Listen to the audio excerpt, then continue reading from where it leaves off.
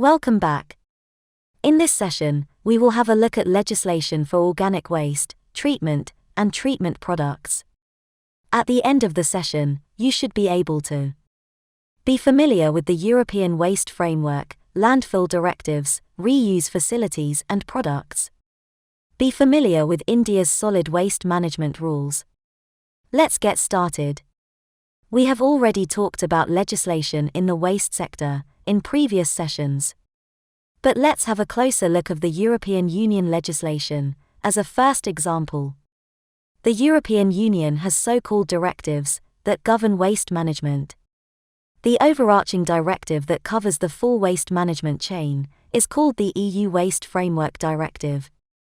The Waste Framework Directive highlights the waste hierarchy. The most favored option, as shown already in previous sessions, is to reduce overall waste. And the least favored option is to dispose waste safely, at sanitary landfills for example. The greater goal of the directive is to create a basis to convert the EU into a recycling society. That is the first important piece that governs waste management in general. Let's have a look at this simplified waste management setup.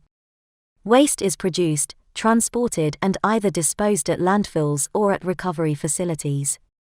The Waste Framework Directive is basically a framework around the complete waste management.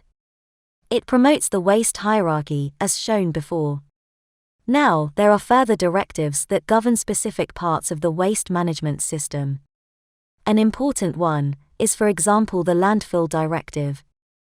The Landfill Directive obliges the member states of the EU to reduce the amount of biodegradable waste, or organic waste going to landfill, to 35%. It is very important that such a landfill directive is put in place.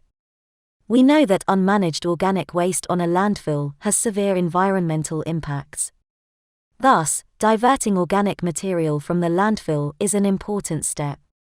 A similar directive is also in place in California, called the Senate Bill 13833, demanding 75% reduction of organic waste disposal on landfills by 2025. However, when it comes to the treatment of biowaste, there is no directive that prescribes certain biowaste treatment technologies. Therefore, countries mostly fall back on an option that they perceive as the simplest option for a recovery process, the incineration of waste. But there are debates and demands from the biowaste treatment industry for a regulation to be put in place. This might also help to promote other processes, such as composting and anaerobic digestion, which produce a nutrient-rich fertilizer and biogas respectively. Reducing greenhouse gas emissions and supporting the agricultural sector to improve soil health. Incineration, on the other side, destroys all biosolids and only recovers energy. Although there is no directive or regulation in the EU that dictates the choice of which biowaste treatment technologies to apply, the decision can be affected by the waste to be treated and the product that will be produced. If we want to use animal waste or byproducts for a composting or biogas plant as recovery facilities, for example, there is a so-called animal byproducts regulation in the EU. This regulation allows the use of such waste streams in biogas plants or composting facilities. However, it describes a process to be followed in order to use the digestate or compost as fertilizer on the ground. If the processes are not followed, these waste streams are not allowed to be used. If we want to incinerate biowaste and other solid waste, the EU has a so-called Industrial Emissions Directive. The directive describes what environmental standards must be adhered to for incineration, for example in terms of exhaust gas purification, and so on, to avoid any pollution. Let's have a look at the product side. In terms of legislation, if we want to treat organic waste in a recovery facility, there has been an exciting new development in the EU with the new EU Fertilizer Regulation, published in 2019. Its aim is to enable and foster recycled organic fertilizers and soil improvers to access to the EU market. Doing this will allow these biowaste fertilizer products to compete against mineral-based fertilizers. The goal is to increase the use of secondary raw materials, by the use, for example, of compost from biowaste, and protecting primary raw materials, such as nutrients extracted from mining operations. The EU fertilizer regulation sets out criteria, covering safety, quality, and labeling, that all fertilizing products must meet, so that they can be freely traded throughout the EU. The regulation also specifies general process requirements for composting and anaerobic digestion processes, treating organic waste streams. Additionally, specific criteria for organic pollutants, impurities like glass, metals, and plastics, and stability of the product from composting, or AD, are mentioned. As we have previously seen, there is also a new organic waste treatment process gaining momentum, by using insects to treat organic waste. The grown larvae are a valuable protein source for animal feed, for example, reducing the need for fish meal as protein source, making it a more sustainable protein supply option. Although there is no regulation to describe the treatment process itself, rearing insects, the Animal Byproducts Regulation prohibits the use of manure or catering waste, which is food waste, for such process. The legislation prescribes what waste stream can be used in the process, based on the product produced. Recent research has shown that there is hardly a risk attached to using organic waste for rearing insects. For this reason, there is a strong push to change EU legislation to allow this waste stream for this innovative process.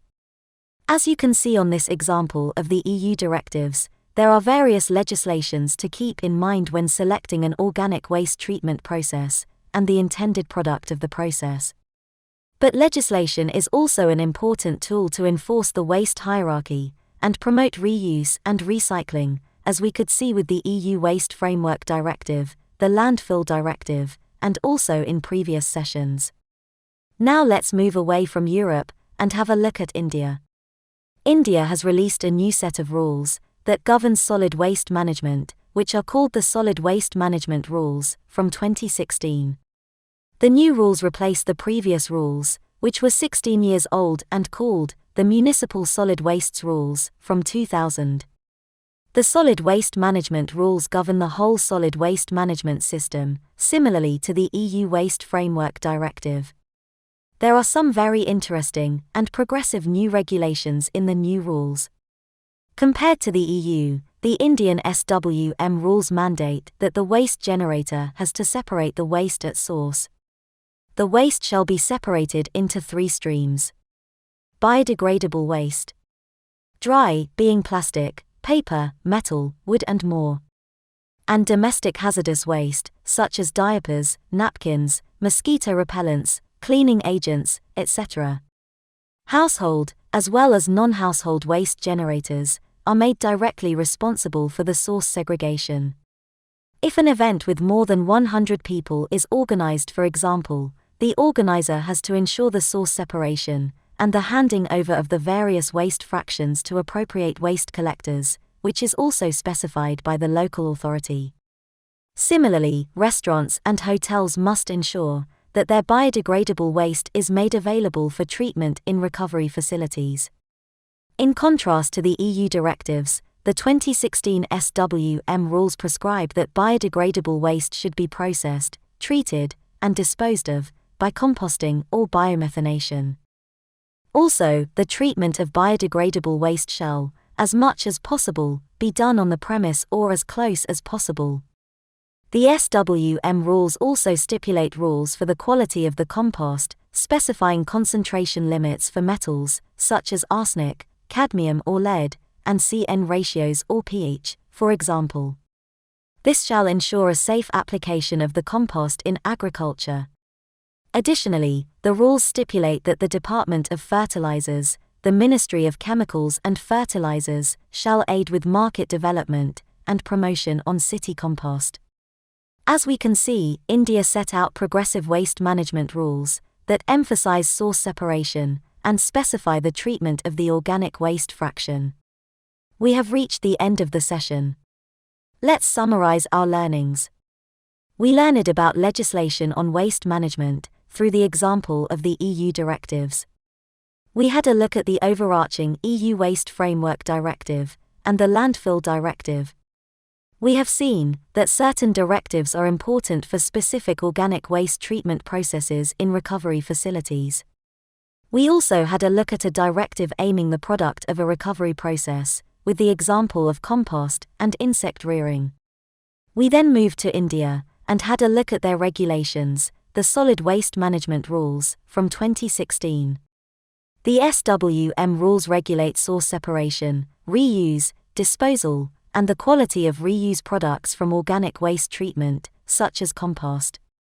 Feel free to go through our resources and expand your knowledge on the topics we have seen in previous sessions. Remember to use the guides and other documents to help you in your work towards adequate waste management and circular economy. Thank you for listening and for following the course.